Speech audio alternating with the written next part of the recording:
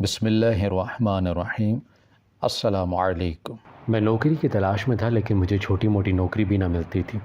جب ایک دن میں گلی کے پچھلے راستے سے گزرنے لگا تو وہاں بیٹھی ایک اندھی فقیرنی نے مجھے آواز لگا کر کہا کہ کیوں اتنا پریشان ہوتی ہو، جبکہ دولت خود تمہارے پیچھے بھاگ رہی ہے۔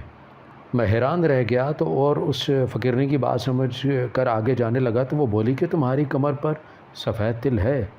میں پتھر کا ہو گیا، کیونکہ یہ بات کسی کو نہیں معلوم تھی۔ میں فوراً اس فقیرنی کے پاس گیا اور اس کے قدموں میں بیٹھ کر رونے لگا کہ وہ کراماتی تھی۔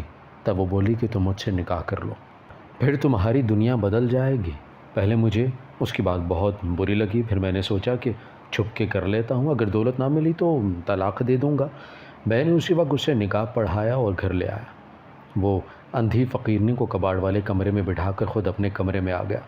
کچھ دیر بعد واپس کباڑ والے کمرے میں گیا تو پیروں تلے سے زمین نکل گئی کہ فقیرنی سمیت کمرے کی تمام چیزیں۔ میرا نام حماد بشیر ہے، میرا تعلق فیصل آباد سے ہے۔ میں اپنے ماں باپ کا اکلوتا چشم و چراغ تھا۔ میں ایک غریب گھرانے میں پیدا ہوا۔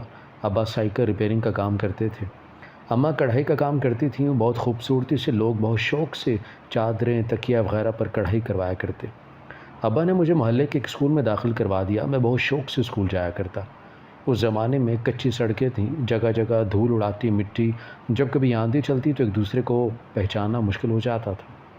ایک رات بہت تیز آندھی چلی۔ میں اماں کی گود میں سر رکھ کے آنکھیں بند کیے لیٹا تھا۔ اماں نے کہا کہ بیٹا ڈرتے نہیں، کچھ نہیں ہوتا، مگر میں پھر بھی آنکھیں نہیں کھولتا اور ایسے ہی سو جاتا، اور جب صبح آنکھ کھلتی تو ہر چیز مٹی مٹی ہوتی۔ میں 8ویں جماعت میں ہو گیا تھا۔ کلاس میں لڑکے مجھے باتیں کرتے کہ تو سائیکل ٹھیک کروانے والے کا بیٹا ہے نا، تیرا کچھ نہیں بن سکتا، تو اسی طرح غریب کا غریب ہی رہے گا۔ میں غصے سے ان سے لڑ پڑتا اور گھر آ کے ابا سے کہتا کوئی اور کام کیوں نہیں کرتے، ساری عمر سائیکل ٹھیک کرتے ہی گزار دینی ہے۔ اماں نے کہا کہ کیا ہو گیا ہے، کیسی باتیں کرتے ہو، اللہ پاک کا شکر ادا کرو کہ 2 وقت کا کھانا مل جاتا ہے، اور کیا چاہیے زندگی گزارنے کے لیے۔ تو میں کہتا کہ کھانے پینے کے علاوہ بھی بہت کچھ چاہیے ہوتا ہے۔ ابا بہت نرم طبیعت کے مالک تھے، جو بھی تھا جیسا بھی تھا ہر حال میں خوش ہی دیکھا تھا ان کو۔ ابا نے کبھی مجھے ڈانٹا تک نہیں تھا۔ اس دن بھی جب میں نے کہا کہ کچھ اور کام کر لے تو ابا مسکرانے لگے اور مجھے پاس بٹھا کر کہنے لگے برخودار، خیر تو ہے، گھر سے اچھے بھلے جاتے ہو، واپس آتے ہو تو مزاج گرم ہو جاتا ہے۔ میں نے کہا کہ ابا میں کیا کروں، اسکول میں لڑکے میرا مذاق اڑاتے ہیں کہ تو بھی سائیکل ہی ٹھیک کرے گا، ساری عمر تم نے پڑھ کر کیا کر کے تیر مار لینا ہے، ہماری ماں ابھی سے ابا کی دکان سنبھال لے۔ اسی وجہ سے مجھے غصہ آتا ہے اور میں ان سے بات چیت نہیں کرتا، مگر میں جہاں میں ان کو نظر آ جاؤں وہیں آ جاتے ہیں میرا خون جلانے۔ ابا نے کہا کہ بیٹا اللہ نے جتنا دیا ہے اس پر انسان کو شکر کرنا چاہیے، اور اگر انسان اس پر شکر نہ کرے جتنا اللہ تعالیٰ نے دیا ہے تب اس کی ناشکری کی وجہ سے اس سے وہ نعمت بھی واپس لے لیتا ہے۔ ہم انسانوں کے جتنے گناہ ہیں اللہ کا شکر ہے، اس نے پھر بھی ہم پر رحم و کرم کیا ہوا ہے، ہم باقی لوگوں سے پھر بھی کہیں آگے زندگی گزار رہے ہیں۔ اس لیے جتنا اس نے دیا ہے اس پر شکر کرو تو اللہ تعالیٰ اس میں اور برکت عطا فرماتا ہے۔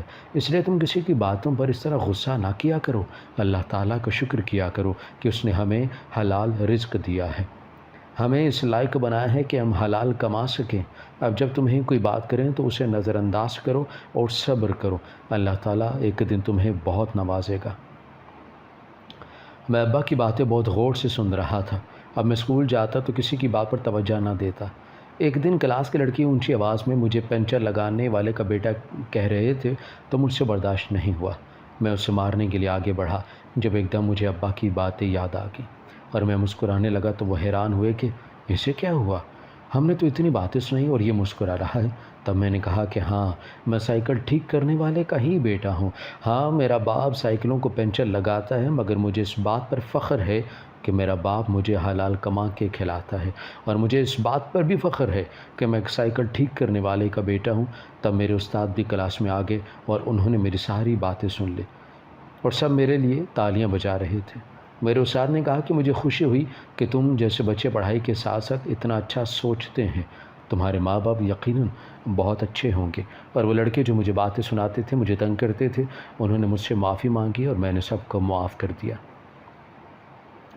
میں گھر آیا اور میں بہت خوش تھا اور ابا کو سب کچھ بتانا چاہتا تھا کہ ابا کہیں گئے ہوئے تھے، اور جب میں نے ابا کو آتے دیکھا تو بھاگ کے ان سے لپٹ گیا۔ ابا نے کہا کہ کیا ہوا، آج تو میرا بیٹا بہت خوش ہے۔ تو میں نے ابا کو بتایا کہ آپ نے جو مجھے سکھایا میں نے ان پر عمل کیا اور اسکول میں سب ٹھیک ہو گیا ہے۔ ابا نے مجھے گلے لگایا اور 5 روپے بھی دیے۔ تب ہمارے بچپن میں یہ 5 روپے بہت ہوا کرتے تھے۔ میں نے میٹرک کا امتحان دیا تھا اور رزلٹ کا انتظار کر رہا تھا۔ کچھ دنوں سے ابا کی طبیعت ٹھیک نہیں تھی۔ اماں ابا دوسرے گاؤں گئے ہوئے تھے دوا لینے، جب ان کا ایکسیڈنٹ ہو گیا اور وہ کبھی واپس نہیں آئے۔ میں اس دنیا میں اکیلا رہ گیا تھا۔ مجھے کچھ سمجھ نہیں آ رہی تھی کہ میں اب کیا کروں گا، کیسے تنہا رہوں گا۔ اماں ابا یوں اچانک کیسے چھوڑ گئے مجھے۔ سارے گھر کو دیکھتا رہتا، اماں ابا کے بنا گھر گھر نہیں لگ رہا تھا، زندگی بے معنی بے مقصد لگنے لگی۔ اماں ابا کے بنا رہنا سوچ بھی نہیں سکتا تھا۔ جی چاہتا کہ خود کو بھی کچھ کر لوں، ان کے پاس چلا جاؤں۔ کیا کروں ابا کے بنا؟ زندگی کیوں اتنی امتحان لیتی ہے؟ کیوں ہمارے پیارے ایسے چلے جاتے ہیں؟ میں کیا کروں گا؟ اب میرا کوئی نہیں جس کے کاندھے پر سر رکھ کر میں رو سکوں۔ اس دن تیز آندھی آئی اور میں ڈر کر کمرے میں چھپا بیٹھا رہا، بچوں کی طرح روتا رہا۔ ماں باپ کے بغیر زندگی کچھ بھی نہیں ہوتی، یہ بات ان کے جانے کے بعد پتہ چلتی ہے۔ محلے والے 1 ماہ تک میرا خیال رکھتے رہے، پھر سب نے ہاتھ اٹھا لیے۔ ایک دن کوئی بھلے آدمی آئے، انہوں نے کہا کہ اس طرح نہ بیٹھو، جانے والے چلے گئے، پڑھائی شروع کرو اور آگے بڑھو۔ میں اب مزدوری کرتا اور شام کو پڑھتا اور جیسے تیسے کر کے پرائیویٹ FA کر لیا اور جو کچھ جمع پونجی تھی سب اپنی پڑھائی پر لگا دی۔ اب اس محلے میں دل نہیں لگتا تھا، وہاں سے نکل جانا چاہتا تھا، دل بہت بیزار ہو گیا تھا۔ میرے ابا کے ایک دوست سے جو اس آبادی کے دوسرے علاقے میں رہتے تھے اور انہوں نے کہا کہ گھر بیچ کر میرے ساتھ چلو، کب تک یوں اکیلے رہو گے؟ میں ان کو انکار نہیں کر سکا اور ایک کمرے کا گھر بیچ دیا اور ان کے ساتھ چلا گیا اور ان کے ساتھ ہی رہنے لگا۔ ابا کے دوست ایک اچھے انسان تھے، وہ بھی نہ ہوتی تو کیا کرتا، کہاں جاتا۔ اللہ نے ابا کے دوست کو میرے لیے وسیلہ بنایا۔ ابا کے دوست کا نام رحیم انکل تھا۔ وہ ایک اسکول ٹیچر تھے، اچھے انسان تھے، غریب بچوں کو مفت تعلیم دیا کرتے تھے۔ ان کا گھر بھی اچھا تھا، مجھے ان کے ساتھ رہتے کافی دن ہو گئے تھے۔ میں ابھی تک اماں ابا کی یاد میں گم تھا، کچھ کرنے کو، کہیں آنے جانے کو دل ہی نہیں چاہتا تھا۔ رشتہ دار تو شروع ہی سے ہم سے دور تھے، ہماری طرف غریبی کی وجہ سے ابا کے سگے بھائی ابا کو کبھی ملنے یا حال چال تک پوچھنے نہیں آئے تھے۔ اسی وجہ سے ابا نے بھی ان سے دوری اختیار کر لی اور اپنی ایک چھوٹی سی دنیا بسا لی، اماں کے اور میرے ساتھ۔ میں ایسے ہی سوچوں میں گم رہتا، وقت گزرتا گیا، وہ دن بھی گزر گئے۔ ایک دن جب میں نے ابا کے دوست سے کہا کہ مجھے اب اپنے لیے کہیں اور ایک چھوٹا سا گھر دیکھ لینا چاہیے، تو ابا کے دوست انکل رحیم نے کہا کہ ضرورت ہی کیا ہے کہیں اور جا کے رہنے کی، ہمارے ساتھ رہو تم بس۔ انہوں نے مجھے اپنے گھر کے فرد کی طرح سمجھا، کبھی کچھ نہیں پوچھا، بیٹے کیوں ہو یا کام کیوں نہیں کرتے۔ انکل رحیم کی بیٹی تھی اقرا، میں نے جب اسے دیکھا تھا بس اسی کے بارے میں سوچنے لگا۔ وہ روز مجھے کھانا دینے آتی تھی، آج کافی دیر ہو چکی تھی اور وہ ابھی تک نہیں آئی تھی کھانا لے کر، اور میں بے چینی سے اس کا انتظار کرنے لگا اور اس سے اپنے دل کی بات کہہ سکوں، جان سکوں کہ وہ بھی مجھے پسند کرتی ہے یا نہیں۔ ایک دن انکل رحیم کی بیٹی کھانا دینے کے لیے آئی، میں اپنی ہی سوچوں میں گم تھا جب اس نے کہا کہ کھانا کھا لیجئے۔ میں نے اس کی طرف دیکھے بنا ہی کہہ دیا کہ مجھے بھوک نہیں ہے، آپ لے جائیں کھانا، اور اس نے کہا کہ کھانے کو منع نہیں کرتے۔ میں نے کہا کہ میں پہلے ہی بہت پریشان ہوں، آپ جائیں یہاں سے، تو وہ کھانا رکھ کے چلے گی۔ میں اب کچھ کرنا چاہتا تھا کہ میں دل ہی دل میں اسے پسند کرنے لگا تھا، اور ایک دن بہت کوشش کر کے میں نے اسے کہا کہ میں تم سے شادی کرنا چاہتا ہوں، تو اس نے کہا کہ میں کسی اور کو پسند کرتی ہوں۔ ابا نے آپ جیسے انسان پر اعتبار کر کے غلطی کی، اب وقت کہاں رہ گیا ہے کسی انجان کو گھر لانے کا؟ اور تم نے یہ کیسے سوچ لیا کہ میں تم جیسے غریب اور بے روزگار جس کے پاس ہے رہنے تک کے لیے اپنا گھر نہیں، اور وہ خود دوسروں کے در پر پڑا ہے، میں اس سے شادی کروں گی؟ تمہاری اوقات ہی کیا ہے؟ اپنی اتنی توہین مجھ سے برداشت نہیں ہوئی اور میں نے ان کا گھر چھوڑ دیا اور وہ علاقہ چھوڑ کر کہیں اور آ گیا۔ رہنے کو مکان چاہیے تھا، جب پتہ چلا کہ اس محلے میں یہ بیوہ عورت اور اس کی بیٹی رہتی ہے، ان کے پاس ایک مکان ہے جو کرائے پر دینا چاہتی ہے، میں وہاں چلا گیا۔ جو اپنا گھر بیچا تھا اس کے تھوڑے بہت پیسے بچے تھے، ان کو دیے اور رہنے لگا۔ روز گھر سے نکل جاتا اور کام تلاش کرتا، مگر کہیں کوئی کام نہیں ملا۔ ایک دن کسی نے بتایا کہ ایک دکان پر لڑکے کی ضرورت ہے، مگر جب نصیب میں ہی دھکے ہوں وہاں پہنچا تو انہوں نے مجھ سے پہلے ہی کسی اور کو رکھ لیا تھا اور میں مایوسی واپس لوٹ آیا تھا۔ اب تو بھوک کی وجہ سے طبیعت بھی خراب رہنے لگی تھی، جیسے ہی سیڑھیاں چڑھنے لگا میرا سر چکرایا اور میں گر گیا۔ جب ہوش آیا تو ایک کمرے میں بستر پر تھا جہاں رہتا تھا۔ وہ خالہ کہنے لگیں کہ بیٹا کیا ہوا، تم گر گئے، کہیں نشہ تو نہیں شروع کر دیا؟ میں نے کہا کہ ماں جی ایسی بات نہیں ہے، بس 2 دن سے کچھ کھایا نہیں اور نہ ہی کوئی کام مل رہا ہے، بس اسی وجہ سے چکر آ گئے۔ انہوں نے یہ بات سنی تو میرے لیے کھانا لینے چلے گی۔ میں بہت شرمندہ تھا کہ کیسے کسی پر بوجھ بن گیا ہوں۔ اتنے ماہ ہو گئے یہاں رہتے ہوئے، کرایہ بھی بڑھتا ہی جا رہا تھا، اتنے ماہ سے نہیں دے سکا۔ پتہ نہیں شاید میری قسمت میں ابھی تک ٹھوکرے کھانا ہی لکھا تھا۔ اب روز کھانا ملنے لگا، حالانکہ ان کا اپنا گزر بسر بہت مشکل سے ہو رہا تھا۔ روز ایک امید لے کر جاتا پر کہیں کام نہیں مل رہا تھا۔ جبکہ رستے میں ساتھ چلتے ایک آدمی نے مشورہ دیا کہ تم شہر بدل لو، ہو سکتا ہے کہ تمہارا رزق کسی اور شہر میں لکھا ہو۔ میں جب سے یہاں آیا تھا روز ایک گلی سے گزر کر نوکری کی تلاش میں نکل پڑتا تھا۔ جب راستے سے گزرنے لگا تو روز ایک فقیرنی کو بیٹھتے ہوئے دیکھتا۔ وہ روز مجھے آواز دیتی اور کہتی کہ بہت پریشان ہو، سنو اب تمہاری پریشانی دور ہونے والی ہے۔ میں نے اس کی بات کو انسنا کر دی اور وہاں سے گھر آ گیا۔ اور ایک دن جب پچھلے راستے سے گزرنے لگا تو وہاں بیٹھی ایک اندھی فقیرنی نے مجھے آواز لگا کر کہا کہ کیوں اتنا پریشان ہوتے ہو، جبکہ دولت تو خود تمہارے پیچھے بھاگ رہی ہے۔ میں حیران رہ گیا اور اس فقیرنی کی بات سمجھ کر آگے جانے لگا تو وہ بولی کہ تمہاری کمر پر سفید تل ہے نا؟ میں پتھر کا ہو گیا کیونکہ یہ بات کسی کو نہیں معلوم تھی۔ میں فوراً اس فقیرنی کے پاس گیا اور اس کے قدموں میں بیٹھ کر رونے لگا کہ وہ کراماتی تھی۔ تب وہ بولی کہ تم مجھ سے نکاح کر لو، پھر تمہاری دنیا بدل جائے گی۔ پہلے مجھے اس کی بات بہت بری لگی، پھر میں نے سوچا کہ چھپ کے کر لیتا ہوں، اگر دولت نہ ملی تو طلاق دے دوں گا۔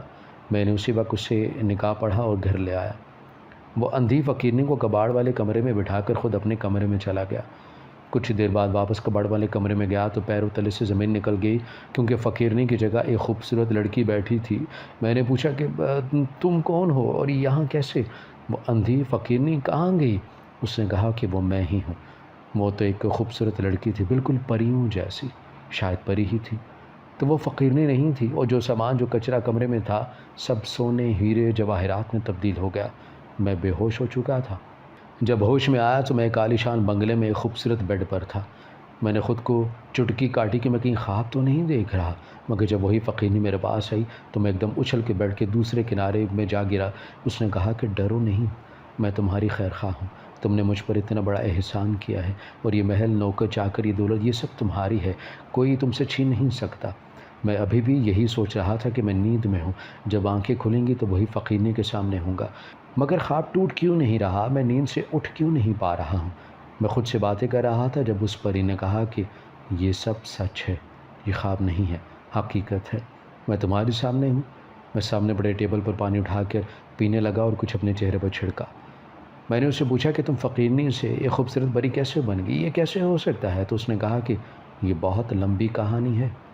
اس لڑکی نے، جو اصل میں ایک پری تھی، اس نے بتایا کہ میں ایک جگہ سے گزر رہی تھی، ایک عورت بہت تکلیف میں تھی، سب پاس سے گزر رہے تھے مگر کوئی بھی اس کی مدد نہیں کر رہا تھا۔ وہ چیخ و پکار کر رہی تھی، اس کے اوپر بڑی سی چادر تھی۔ میں نے جیسے ہی جا کر اس کی مدد کی، اس نے مجھے دھکا دے دیا اور میں ایک گہری کھائی میں گر گئی۔ وہ کوئی عورت نہیں، ایک آدمی تھا جو عورت کے روپ لیے ہوئے تھا۔ وہ ایک جادوگر تھا جس نے پہلے بھی کئی بار مجھ پر جادو سے وار کیے۔ مجھے سمجھ آ گئی تھی کہ لوگ اس کی مدد کیوں نہیں کرتے، کیونکہ وہ میرے علاوہ کسی کو نظر نہیں آ رہا تھا۔ میرے بابا نے کئی بار سمجھایا تھا کہ سنبھل کے رہنا، انسانوں کے درمیان انسان بن کے رہنا اتنا آسان نہیں ہوتا۔ اس نے وہی چادر مجھ پر ڈال دی اور میں قید ہو گئی۔ میں بری طرح پھنس چکی تھی۔ وہ چاہتا تھا کہ میں اس سے شادی کروں، کیونکہ مجھ سے شادی ہوتے ہی وہ ایک طاقتور جادوگر بن سکتا تھا، ایک ایسا جادو جس سے وہ کسی بھی انسان کو صرف دیکھنے سے اپنا غلام بنا سکتا تھا۔ اس نے مجھے قید کر کے مجھ سے غلط کام کروانے چاہے، مگر میں وہ کام کرنے سے انکار کرتی تھی۔ تب وہ اپنے جادو سے مجھے مزید تکلیف دیتا اور مجھے اس کی بات ماننی پڑتی۔ پھر ایک دن میں نے اس سے کہا کہ وہ دنیا کا طاقتور جادوگر بننا چاہتا ہے اور اسے چاند کی پہلی تاریخ کو پیدا ہونے والا بچہ چاہیے تھا، جس کو مار کر اس کے اندر مزید طاقت آ جاتی، مگر میں نے ایسا کرنے سے انکار کر دیا اور اس نے مجھے جلانا شروع کر دیا۔ اس جادوگر کی طاقت اس کے لمبے بالوں میں تھی، اگر اس کو کاٹ دیا جاتا تو وہ ہمیشہ کے لیے مر سکتا تھا۔ مجھ سے مزید تکلیف برداشت نہیں ہو رہی تھی۔ میں نے اسے کہا کہ ٹھیک ہے، لیکن میری ایک شرط ہے، وہ یہ کہ اندر موجود تہہ خانے کو میں دیکھنا چاہتی ہوں، پھر یہ کام کروں گی۔ اس نے کہا کہ ٹھیک ہے، اور مجھے پرانے کنویں کے اندر لے گیا، اور جیسے ہی اس کو کھولا تو میرا شک یقین میں بدل گیا، کیونکہ وہاں پہلے سے بہت سے بچے موجود تھے۔ مجھ سے ان کا رونا نہیں دیکھا جا رہا تھا، اور میں کسی کی مدد کے انتظار میں تھی تاکہ جادوگر جن کے بال کاٹ سکوں۔ میں نے اسے کہا کہ ان بچوں کو آزاد کر دو۔ اس نے کہا کہ میں نے ایک شرط تمہاری مانی، اب ایک شرط تم میری مانو، تم وہی کرو جو میں چاہتا ہوں اور مجھ سے شادی کر لو، میں تمہیں آزادی بھی دوں گا اور تمہیں تمہاری سلطنت میں واپس بھی جانے دوں گا۔ میں جانتی تھی کہ وہ مجھ پر وار کر رہا ہے تاکہ میں ہمیشہ کے لیے اس کے قابو میں آ جاؤں، اور اس کے قابو میں آنے سے وہ انسانوں کے ساتھ بہت کچھ غلط کر سکتا تھا۔ میں سوچ میں پڑ گئی۔ اس نے کہا کہ سوچ لو، تمہارے پاس دو راستے ہیں، یا تو ساری عمر اس قید میں میرے غلام بن کر میرا حکم ماننا ہوگا، یا پھر مجھ سے شادی کر کے آزادی۔ میرے پاس 3 دن تھے، اور اس سے پہلے کہ مجھے جادوگر جن سے ہمیشہ کے لیے نجات چاہیے تھی، اور اغوا شدہ بچوں کو ان کی جگہ پر بھی پہنچانا تھا جہاں آ کر میری کوئی بھی طاقت استعمال نہیں ہو رہی تھی، اور نہ ہی میرے پیچھے کوئی آیا تھا۔ 3 دن ہو گئے تھے جب شام کو جادوگر جن آیا۔ اس نے کہا کہ آج آخری دن ہے، تم نے کیا سوچا؟ میں مسکراتی بھی اس کے پاس گئی اور اس کو اپنی باتوں میں الجھانے لگی، اور تبھی میں نے اچانک نہایت چالاکی سے اس کے لمبے بال کاٹ کر جلتی آگ میں پھینک دیے۔ یہ سب اتنی اچانک ہوا تھا کہ اسے پتہ نہیں چلا، اور پھر اچانک وہ دھاڑنے لگا۔ اس کی دھاڑ سے میں دور جا گری اور اس کے منہ سے آگ نکلنے لگی، اور دیکھتے ہی دیکھتے آگ پھیل چکی تھی اور وہ مرتا رہا تھا، لیکن ساتھ ہی کچھ پڑنے لگا۔ اس کو آگ لگ چکی تھی۔ اس نے کہا کہ میرے ساتھ ایسا کر کے تم بھی کسی کے قابل نہیں رہو گی۔ جب اس نے منتر پڑھتے ہوئے کہا کہ سلا پری کو ایک بوڑھی آندھی فقیرنی کی شکل میں بدل دیا جائے اور اس کا کوئی علاج نہ ڈھونڈ پائے، یہ روتی رہ جائے، اس پر کوئی رحم نہ کھائے، یہ کہتے ہوئے وہ جادوگر جن جل کر بھسم ہو گیا، اور میں آہستہ آہستہ ایک فقیرنی کی شکل اختیار کر گئی۔ میں اپنوں کو آوازیں دینے لگی، مجھے کچھ نظر نہیں آ رہا تھا۔ میں اندھی ہو چکی تھی، کئی سال بھٹکتی جب ایک پری پرستان سے مجھے ڈھونڈتی ہوئی وہاں آ پہنچی۔ ایک پری پرستان سے مجھے ڈھونڈتی ہوئی وہاں آ پہنچی، اس کو ساری بات بتائی تو وہ مجھے اپنے ساتھ پرستان لے کر گئی۔ اس نے کہا کہ اس کا ضرور کوئی توڑ ہوگا، تم چلو میرے ساتھ۔ میں بھی جب پرستان پہنچی تو مجھے آگے جانے کی اجازت نہ ملی، اور کہا گیا کہ اس کا کوئی توڑ نہیں ڈھونڈ سکے ہم۔ اگر یہ مزید یہاں رہی تو اس پر موجود جادو ہمیں ہی نقصان دے گا، اس لیے مجھے وہاں سے نکال دیا گیا۔ اور ایک دن مجھے ایک پری دوست نے آ کر بتایا کہ تمہارا علاج ایک طریقے سے ہو سکتا ہے، وہ یہ کہ تم انسانی دنیا میں جا کر رہو، وہاں ایک ایسے آدمی سے شادی کرنا جو اماؤس کی رات کو پیدا ہوا ہوگا اور اس کی کمر پر سفید تل ہوگا۔ میں نے کہا کہ بھلا وہ کیوں مجھ جیسی اندھی سے نکاح کرے گا؟ تب پتہ چلا کہ میری وجہ سے تمہارے دن بدلیں گے، تمہیں میری مدد کی ضرورت ہے اور مجھے تمہاری۔ میں جیسے ڈھونڈتی ہوئی تمہارے گھر پہنچی تو پتہ چلا کہ تم وہ گھر چھوڑ کر جا چکے ہو۔